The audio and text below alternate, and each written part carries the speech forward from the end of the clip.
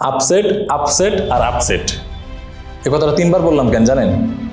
পাকিস্তান প্রথমে যুক্তরাষ্ট্রের কাছে হারলো, কানাডা আয়ারল্যান্ডের সাথে জিতলো, 2টা গেল। এখন 3 নম্বর আসলো কি? আফগানিস্তান নিউজিল্যান্ডের সাথে। এখন আমি যদি ওই যুক্তরাষ্ট্রের প্লেয়ারটা অ্যারন জোন্স তার ভাষ্যমতে বলি, তিনি যেমন ওই সাক্ষাৎকারে গিয়ে বলছিলেন যে আমি আসলে আপসেটে বিশ্বাসী না, আমরা ভালো খেলছি তাই জিতছি।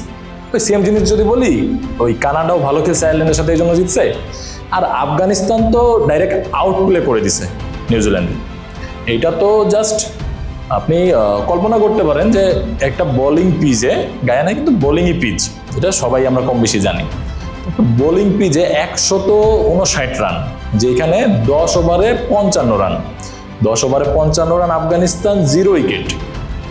চিন্তা করা যায় যে এইখান থেকে আপনার যে দলে বোল্টের মতো বলার আছে, আপনার যে দলে স্যান্টনারের মতো বলার আছে, সেরকম দলের সাথে আপনি পরের 10 ওভারে 105 রান করতেছেন, 104 রান করতেছেন, 159 রানে পৌঁছায় গেছেন।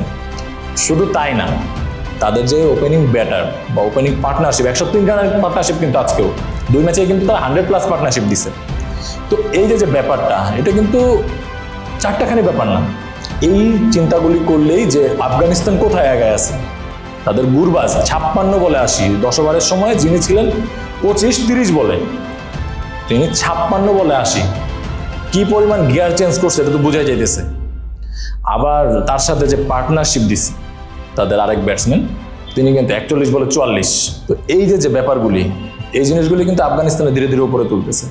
আর আফগানিস্তান যে নিউজিল্যান্ডে আপসেট করছে, এটার সাথে আমি পুরোপুরি একমত না। পুরোপুরি একমত না এই জন্যই আসলে যে আফগানিস্তান পিচ কন্ডিশন অনুযায়ী, যে কালকে কিন্তু এটা আমরা আলোচনা করতেছিলাম যে পিচ অনুযায়ী, কন্ডিশন অনুযায়ী আফগানিস্তান নিউজিল্যান্ডের জায়গায় আছে। আসলে নিউজিল্যান্ড, আয়ারল্যান্ড এরা কিন্তু এরকম পিচে খেলতে অভ্যস্ত না।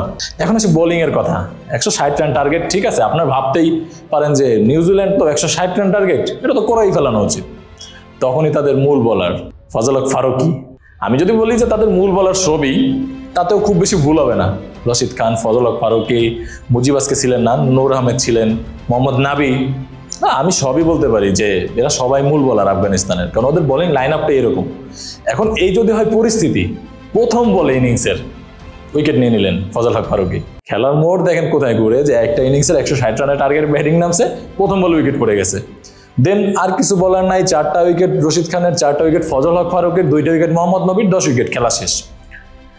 এই অবস্থায় যদি নিউজিল্যান্ডের ব্যাটিং লাইন আপের কথা বলি, এটা আপনি একটা নিউজিল্যান্ড দল, যদি আপনি কাউরে জিজ্ঞেস করেন এই ম্যাচের আগ পর্যন্ত ওই 4টা দলের কাকে কাকে দেখেন আপনি সেমিফাইনালে, অলমোস্ট 70% লোকে কিন্তু নিউজিল্যান্ডের নাম নিবে। তো সেইখানে নিউজিল্যান্ডের মতো দল, তাদের 11টা ব্যাটসম্যানের মধ্যে 9টা ব্যাটসম্যান তারা 10-এর কোটায় পার করতে পারে নাই, 2 অঙ্কের রানেই যেতে পারে নাই। একজন 18 করছে গ্লেন ফিলিপস, আর শেষের দিকে একজন 12 রান করছে। এই যখন ব্যাটিং পরিস্থিতি, আর আফগানিস্তান যখন 2টা অলরেডি জিতে গেছে এবং 2টাই বিশাল ব্যবধানে, তখন নিউজিল্যান্ডের যে আসলে দ্বিতীয় রাউন্ডে যাওয়ার চান্স কতটুকু, এটা এখন প্রশ্নবিদ্ধ। এবং সেই হিসাব কিতাব কিন্তু খাতা কলম নিয়ে বসতে হবে সোজা কথায় শেষের দিকে গিয়ে, যে কত রানে জিতলে বা কিভাবে জিতলে, কোন ম্যাচ কি করলে আসলে দ্বিতীয় রাউন্ডে যাওয়া যায়।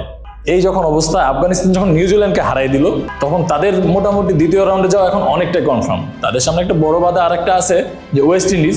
যদি ওয়েস্ট ইন্ডিজের সাথে আফগানিস্তান হারেও, বাট একটা মাইনর দলও আছে। তো সব মিলে এখন এই বিশ্বকাপে আপনি কাউকেই মাইনর দল বলতে পারবেন না। সবার অবস্থাই এমন যে আপসেটের বাক্স খুলে বইছে, কে কখনকারে হারাই দিবে এটা আসলে ভবিষ্যৎবাণী করার কোনো উপায় নাই। বাংলাদেশের এই জয়ের খুশিতে কিন্তু আপনাদের জন্য আরও একটি খুশি সংবাদ নিয়ে এসেছি। বাংলাদেশ টিমের 2024 বিশ্বকাপের অফিসিয়াল অথেন্টিক জার্সি পেতে আমাদের নিচে দেওয়া নম্বরে যোগাযোগ করতে পারেন। বিসিবি কর্তৃক নির্ধারিত প্রাইসে প্রথম 11 জন পেয়ে যাবেন একদম ডেলিভারি চার্জ ফ্রিতে। ধন্যবাদ সবাইকে, ভালো থাকবেন। আর নতুন সব খবর পেতে আইকন স্পোর্টসের ইউটিউব চ্যানেল এবং ফেসবুক পেজে চোখ রাখবেন। ধন্যবাদ।